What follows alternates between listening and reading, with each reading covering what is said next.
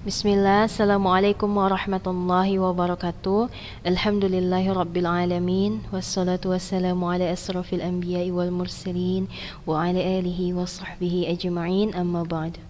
Anak-anak ustazah yang dirahmati Allah subhanahu wa ta'ala dimanapun berada, pertama-tama nak, sebelum kita memulai pembelajaran kita, marilah kita panjatkan puji syukur kita kepada Allah subhanahu wa ta'ala, di mana sampai hari ini Allah masih memberikan kita nikmat iman dan Islam, sehingga juga pada hari ini kita masih bisa melaksanakan ibadah yang mendekatkan diri kita kepada Allah subhanahu wa ta'ala. Kemudian salawat dan salam marilah kita curahkan kepada Nabi kita, Nabi Muhammad Rasulullah Sallallahu Alaihi Wasallam, yang mana syafaat beliau kita harapkan di hari yang kemudian nanti.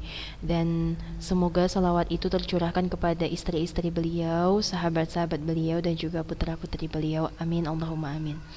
Alhamdulillah anak-anaknya ustazah, puji syukur kita kepada Allah. Kita sampai hari ini masih bisa melaksanakan daring secara online, dan juga masih diberi kesempatan dari Allah Subhanahu wa taala untuk belajar. Maka dari itu anak-anaknya ustazah sekalian, jangan ada yang malas belajar. Semangat terus belajar, walaupun daring tidak menghambat anak-anaknya ustazah untuk belajar, untuk menimba ilmu, karena insya Allah banyak hikmah yang bisa kita petik dari wabah pandemi ini. Dari pandemi ini banyak yang kita petik pelajaran kayak gitu. Nah, dan juga ustazah ingatkan kepada anak-anaknya ustazah yang kelas 11, kalau dipresentasikan antara kelas 10, kelas 11 dan kelas 12, kelas 11 itu adalah masa-masanya kita fokus. Masa-masa kita fokus belajar. Kenapa? Karena pada kelas 10 masih awal-awal pertemuan, masih kikuk karena dari SMP ke SMA, masih bingung-bingung apa sih kayak gitu kan. Tapi kalau dari kelas 11 kita udah tahu situasi kondisi, jadi di kelas 11 itulah kita harus fokusnya itu digenjot lagi. Fokusnya itu benar-benar dipupuk lagi. Karena kalau apa-apa saja materi yang dari kelas 10 belum kita mengerti, maka tugas memurojaah itu adalah di kelas 11. Jangan sampai sadarnya itu di kelas 12. Nah, kalau di kelas 12 itu, makanya ustazah bilang kelas 12 itu dia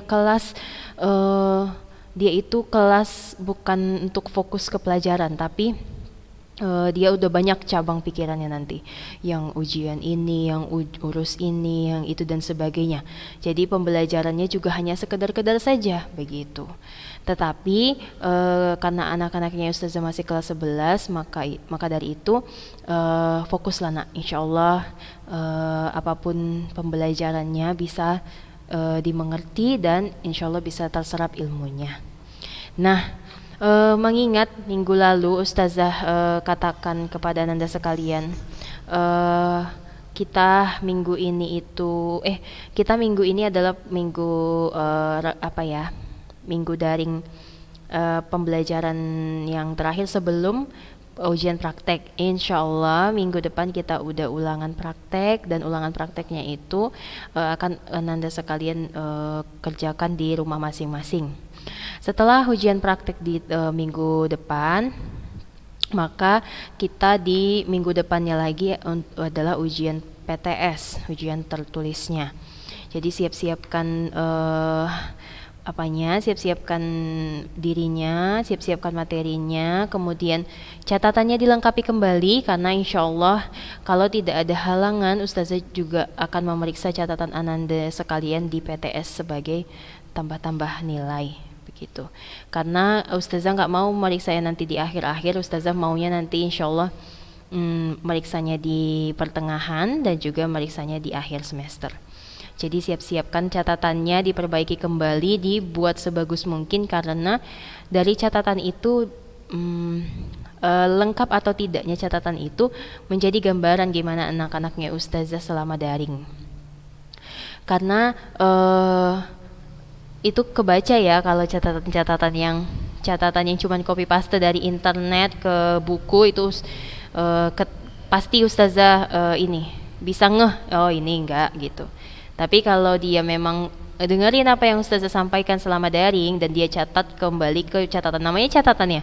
Catatan itu kan bukan kata-kata dari internet, tapi kata-kata yang kita pahami, kita tuangkan ke dalam catatan dengan bahasa kita sendiri. Begitu. Ya, Ananda sekalian, diusahakan catatannya sebagus mungkin karena akan bermanfaat untuk Ananda juga di kemudian hari. Oke. Kita masuk pembelajaran kita, pembelajaran terakhir di sel, tapi insya Allah kalau ada waktu kita akan lanjut ke bab jaringan. Kalau ada waktu yang banyak kita akan lanjut ke jaringan. Tapi kita masuk dulu. Kemarin ustazah sudah menjelaskan tentang pembelahan sel secara mitotik. Ada amitotik, kita ulang lagi ya. Ada amitotik, ada mitotik. Apa itu amitotik? Amitotik itu adalah pembelahan sel secara langsung tanpa tahapan. Sedangkan mitotik adalah pembelahan sel secara tidak langsung dan melalui beberapa tahapan. Nah, kalau pembelahan sel secara mitotik itu ada dua jenis, namanya adalah pembelahan mitosis dan juga pembelahan meiosis. Ustazah harap Anda sekalian sudah paham apa perbedaan antara mitosis dan meiosis. Sangat beda ya, udah tahu lah perbedaannya. Kemudian Ustazah juga sudah sampaikan tentang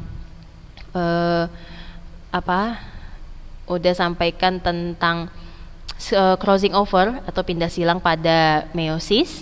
Nah, pada tahap mana terjadi crossing over, nak? Pada tahap mana? Pada tahap profase 1. Pada tahap profase 1 pada tahap mananya? Pada tahap pakiten. Pada tahap pakiten terjadi crossing over pada pembelahan sel secara meiosis. Nah, udah dijelaskan tentang meiosis, sekarang kita menjelaskan tentang gametogenesis. Tadi mitosis dan meiosis, sekarang gametogenesis. Kita jelaskan dulu tentang gametogenesis. Nah, gametogenesis itu adalah proses pembentukan gamet jantan dan gamet betina. Secara umum, gametogenesis adalah pembentukan atau proses pembentukan, tahapan-tahapan pembentukan gamet jantan dan gamet betina. Apa itu gamet jantan? Gamet jantan adalah sperma, sedangkan gamet betina adalah ovum. Nah, pada hewan, gametogenesis itu terjadi atau terdiri dari dua proses namanya. Yang untuk gamet jantan itu nama prosesnya atau nama proses pembentukannya adalah spermatogenesis. Spermatogenesis, genesis membentuk sperma, gitu bacanya. Spermatogenesis adalah proses pembentukan sperma pada hewan, dan juga ada namanya oogenesis atau proses pembentukan gamet betina atau ovum pada hewan. Sedangkan pada tumbuhan, gametogenesisnya atau pembentukan gamet pada tumbuhan itu terdiri dari dua juga. Yang untuk gamet jantannya namanya mikrosporogenesis, sedangkan yang untuk gamet betinanya adalah megasporogenesis. Untuk apa dibentuk ini Ustazah? Untuk terjadi perkawinan atau perkembangbiakan antara individu yang satu jenis antara individu yang satu spesies tapi berlainan jenis. Maksudnya berlainan jenis kelamin. Jadi agar terjadi perbanyakan keturunan, makanya itu ada yang namanya proses pembentukan gamet.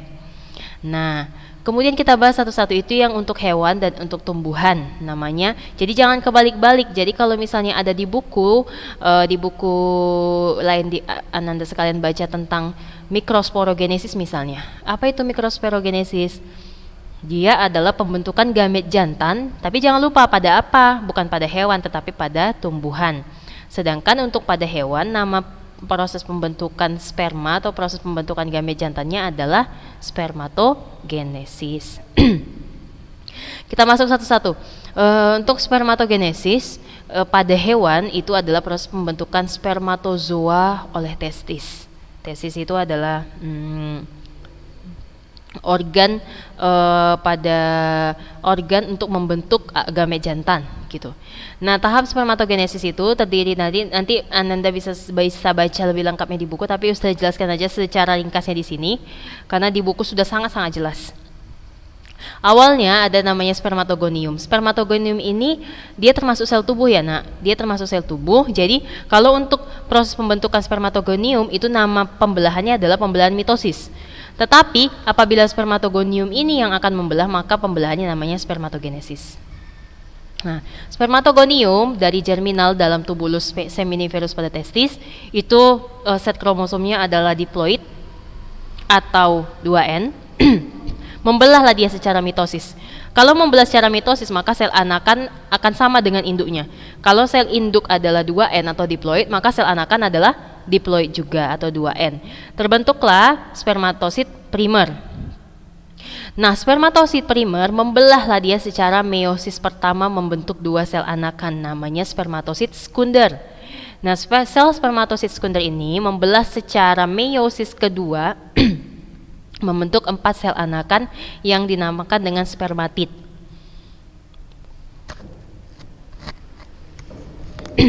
Nah, spermatid tadi mengalami proses diferensiasi atau spermiasi, membentuk sel-sel sperma yang sudah ada flagelnya yang seperti ini. Nah, sel-sel sperma yang seperti ini itu set kromosomnya adalah N ya, nah, atau diploid, atau sel kromosomnya 23 buah tidak berpasangan. Kemudian itu spermatogenesis. Kemudian untuk pembentukan proses pembentukan gamet betinanya ada namanya oogenesis. Oogenesis itu adalah proses pembentukan ovum oleh ovarium atau rahim. Pada tahap oogenesis, oogonium atau sel mitosis atau sel mitotik dari tubuh, oogonium itu masih termasuk sel tubuh ya, atau sel somatik.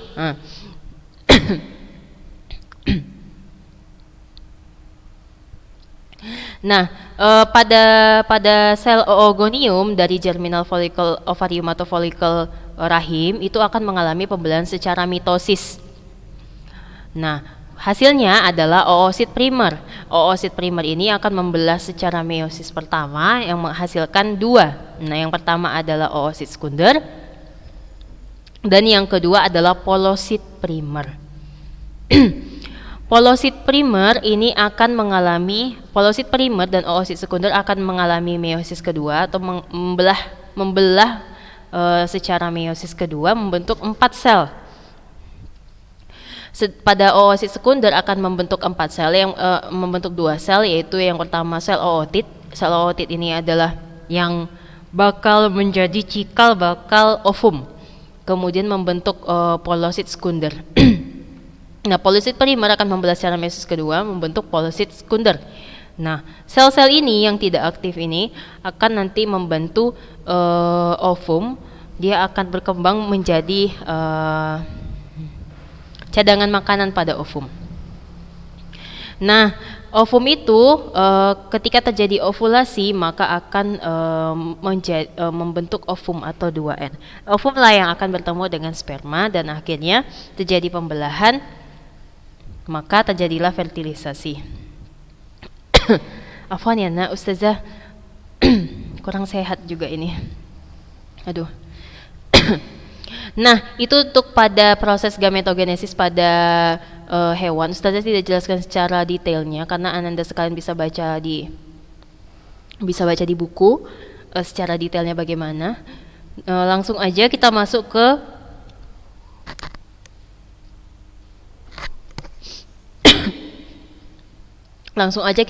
ke pembentukan sel gamet pada tumbuhan. Ada yang pertama namanya pembentukan sel gamet jantan pada tumbuhan, yaitu mikrosporogenesis. Mikrosporogenesis adalah proses pembentukan mikrospora pada bulu serbuk sari yang berasal dari mikrosporosit. Nah, mikrosporogenesis ini menghasilkan 2 macam inti sebanyak 3 buah inti. Inti yang pertama adalah mikrosporosit. Sel induk mengalami meiosis menjadi 4 mikrospora. Mikrosporosit mengalami karyokinesis tanpa sitokinesis membentuk inti vegetatif atau inti tabung dan inti generatif atau inti sperma. Nah, sperma itu akan mengalami mitosis dalam bulu serbuk sari menjadi inti sperma 1 dan inti sperma 2. Nah, megasporogenesis adalah proses pembentukan megaspora dan ovulum. Nah, sebelum masuk ke megasporogenesis, kita kalau di mikrosporogenesis itu memahami mikrosporogenesis sama makrosporogenesis itu, nah, bisa dipahami dengan ketika kita belajar penyerbukan atau jatuhnya serbuk sari ke kepala putik ketika terjadi pembuahan atau fertilisasi pada tumbuhan. Nah, untuk lengkapnya Ananda sekalian bisa baca di buku tentang proses penyerbukan, bagaimana prosesnya. Tapi yang perlu Ananda sekalian ketahui adalah pembentukan sel jantan dan sel betina pada tumbuhan ini itu terjadi di dalam tubuh tumbuhan, terjadi di bunga. Dia terjadi di bunga. Hanya tumbuhan yang ada bunga yang mengalami proses pembuahan atau proses fertilisasi seperti ini ya. Kalau yang lain juga ada, tetapi tidak dengan bunga. Misalnya kayak lumut, dia juga ada, tapi namanya bukan mikrosporogenesis sama megasporogenesis. Nanti ada lagi. Kemudian paku juga ada. Jadi beda-beda. Tapi secara umum proses penyerbukan atau bertemunya serbuk sari ke kepala putik atau ke putik itu dengan proses ini.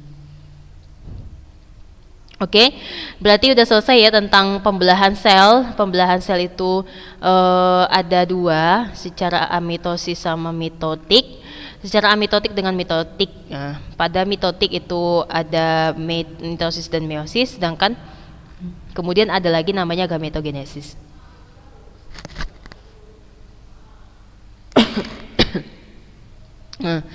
Nah, kemudian karena kita udah selesai tentang sel, alhamdulillah anak-anak yang sudah selesai tentang sel, kita masuk ke bab berikutnya, yaitu tentang jaringan. Insya Allah ini masih cukup waktunya. Kita akan masuk ke organisasi tingkat jaringan. Kita baca dulu. Nah, pada bab sebelumnya Ananda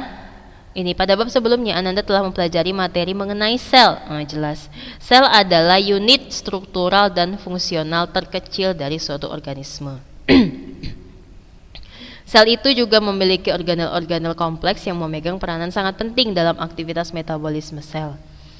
Nah, secara umum sel-sel di dalam tubuh akan saling berhubungan atau berikatan satu sama lain. Nah, kumpulan sel-sel yang sejenis baik struktur maupun fungsinya disebut dengan jaringan. Jadi tadi kita udah belajar sel itu adalah unit struktural dan fungsional paling kecil di dalam tubuh. Itu harus diingat. Kemudian apa itu jaringan? Jaringan adalah sel-sel di dalam tubuh itu akan saling berhubungan atau berikatan satu sama lain. Nah, kumpulan sel-sel yang sejenis, baik struktur maupun fungsinya itu disebut dengan jaringan. Jadi jaringan itu banyak jenisnya. Tidak semua sel-sel itu yang bermacam-macam itu berkumpul jadi satu membentuk satu jaringan, tidak. Tetapi hanya sel-sel sejenis yang sama struktur sama fungsi membentuklah dia satu jaringan jenis ini. Nanti ada lagi sel-sel ini berkumpul atau kumpulan sel-sel itu akan membentuk jaringan ini, begitu. Kita masuk. Nah, pada organisme tingkat tinggi, misalnya pada manusia, tubuhnya tersusun atas triliunan sel. Sel-sel penyusun tubuh manusia itu ada yang memiliki struktur dan fungsi yang sama, serta ada pula yang berbeda. Kumpulan sel-sel yang memiliki struktur dan fungsi yang sama akan membentuk jaringan. Misal, jaringan parenkim tersusun atas sel-sel parenkim dan jaringan meristem tersusun atas sel-sel meristem.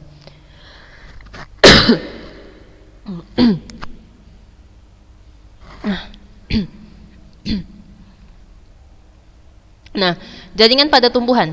Kita masuk ke jaringan pada tumbuhan dulu, sebelum masuk ke jaringan pada hewan dan manusia.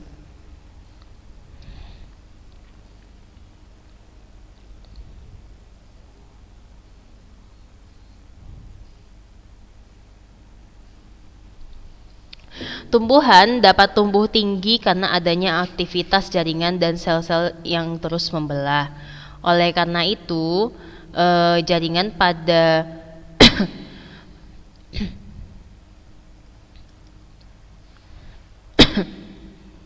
Oleh karena itu, jaringan pada tumbuhan dibedakan menjadi dua berdasarkan aktivitas pembelahannya. Jaringan itu disebut jaringan meristem. Yang pertama ada jaringan meristem atau jaringan embrionik atau jaringan muda, dan jaringan dewasa. Ada dua jenis ya, jaringan meristem dan jaringan dewasa, atau jaringan muda dan jaringan dewasa. Kita masuk satu. Jaringan meristem. Sel-sel pada jaringan muda selalu aktif membelah. Maka dari itu, jaringan meristem itu selalu letaknya di pucuk. Ingat. Di setiap pucuk, di setiap ujung, di setiap pucuk, di setiap ujung itu pasti di paling ujungnya itu disusun oleh jaringan yang aktif membelah. Namanya jaringan meristem. Kenapa? Karena hal itu yang menyebabkan bahwa tumbuhan itu dapat tumbuh dengan tinggi dan besar. Karena aktif pada ujung-ujung itu sel-selnya aktif membelah sehingga dia makin besar, makin tinggi begitu. Berdasarkan asalnya, jaringan meristem itu terbagi dua lagi, yaitu meristem primer dan meristem sekunder. Meristem primer adalah jaringan yang sel-selnya berkembang secara langsung dari sel-sel embrionik. Nah, meristem primer terdapat di daerah ujung tumbuhan, misalnya ujung akar. Namanya meristem akar. Ujung batang atau meristem pucuk. Nah, meristem akar dan meristem pucuk menyebabkan tumbuhan semakin panjang baik ke atas maupun ke bawah. Berarti Ustazah, di ujung-ujung akar ada dong jaringan meristem? Ada. Makanya itu dia ketika tumbuhan itu tumbuh, dia tidak hanya bertambah tumbuh ke atas, tapi di bawahnya akarnya juga semakin lebat begitu. Untuk supaya ketika tumbuhan itu sudah tumbuh tinggi kan bisa akarnya itu semakin kuat untuk menahan tingginya si tumbuhan itu. Nah, meristem akar dan meristem pucuk menyebabkan tumbuhan semakin panjang baik ke atas maupun ke bawah. Aktivitas meristem primer menghasilkan pertumbuhan primer namanya. Yang kedua adalah meristem sekunder. Meristem sekunder adalah jaringan yang sel-selnya berkembang dari jaringan dewasa yang telah mengalami diferensiasi. Meristem sekunder sering disebut sebagai meristem lateral karena letaknya di samping dari organ tumbuhan. Aktivitas meristem sekunder itu menyebabkan batang dan akar tumbuhan membesar ke arah samping. Contoh meristem sekunder adalah kambium dan kambium gabus. Aktivitas meristem sekunder menghasilkan pertumbuhan sekunder namanya. Ini dia nampak meristem sekunder pada batang. Kemudian jaringan yang kedua tadi jaringan meristem atau jaringan muda. Nah, sekarang kita masuk ke jaringan dewasa.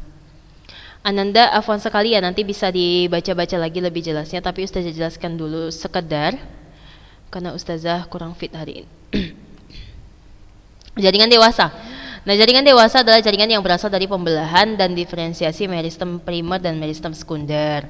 Jaringan dewasa memiliki ciri-ciri sebagai berikut, diantaranya ada: yang pertama, tidak memiliki aktivitas untuk membelah diri atau memperbanyak diri. Namanya juga jaringan dewasa ya, karena yang memiliki aktivitas untuk membelah diri atau memperbanyak diri itu namanya adalah jaringan meristem. Yang kedua, ciri-ciri jaringan dewasa adalah memiliki rongga yang besar atau memiliki ruang antar sel. Selanjutnya, dinding selnya telah mengalami penebalan dan berukuran lebih besar daripada sel-sel meristem. Maka dari itu berdasarkan fungsinya, jaringan dewasa dibagi menjadi 4. Ada jaringan pelindung, ada jaringan dasar, ada jaringan penguat, dan ada jaringan pengangkut. Kita masuk satu-satu. Jaringan pelindung. Jaringan pelindung adalah jaringan yang termasuk ke dalam jaringan epidermis. Jaringan epidermis merupakan lapisan sel yang berada pada bagian paling luar. Nah, jaringan ini biasanya ditemukan pada permukaan organ-organ tumbuhan, misalnya permukaan akar, pokoknya yang paling luar, jaringan yang paling luar, daun, batang, dan bunga. Nah, sesuai dengan namanya, jaringan epidermis itu berfungsi melindungi bagian dalam tumbuhan dari faktor luar. Oleh karena itu, pada jaringan epidermis ini sel-selnya sangat rapat. Nah, sel-sel pada jaringan epidermis dapat berkembang menjadi alat-alat tambahan atau alat-alat diferensiasi yang berbeda bentuk dan fungsi sesuai dengan jenis-jenis tumbuhannya. Contoh bentuk lain dari epidermis itu misalnya ada mulut daun atau stomata. Nih dia bentukan stomata nih. Sayang sekali kita tapi insya Allah lah ya. Ustaz Ananda sekalian bisa kok searching di Google tentang klik aja di situ sel stomata cell stomata cell in Roy Discolor, bisa dicek di situ. Stomata yang paling jelas nampak di tumbuhan sehari-hari yang pernah dipraktekkan atau yang pernah dicek di mikroskop itu adalah stomatanya tumbuhan Roy Discolor. Roy Discolor itu apa ya bahasa Indonesianya? Daun Adam Hawa. Itu dia. Nampak jelas. Ini dia penampakan dari stomata dan ini penampakan dari trikoma. Ini dia trikomanya. Dia adalah diferensiasi atau tambahan lain dari sel-sel epidermis. Nah, stomata, kalau tunggalnya adalah stoma, nah adalah tempat pertukaran gas, jelas ya.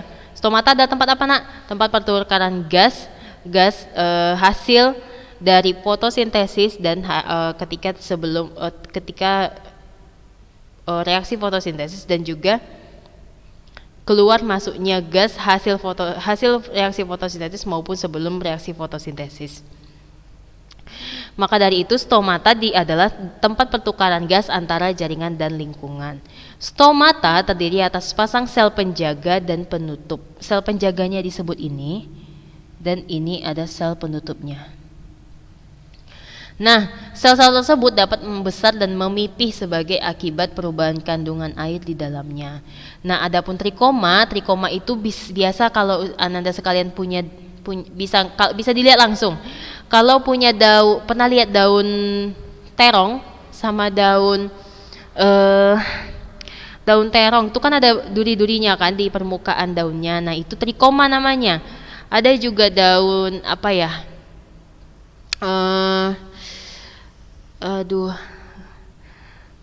Apa itu namanya? Daun terong lah, daun terong. Tapi ada lagi tuh yang kecil-kecil warna hijau, dia daun apa itu namanya? Itu juga bisa dilihat langsung stomatanya. Tapi kalau mau lebih jelas nampak jelas kalau diamati di bawah mikroskop.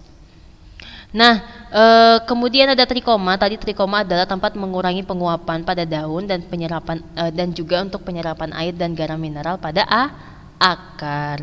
Itu dia jenis-jenis jenis-jenis diferensiasi atau jenis-jenis tambahan lain dari jaringan epidermis. Tetapi banyak lagi jenisnya, tidak hanya stomata, tidak hanya trikoma, tetapi banyak jenis-jenisnya yang lain.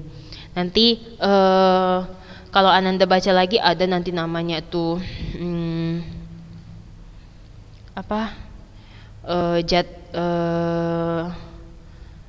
lupa Ustazah. Banyak banget itu nanti ininya.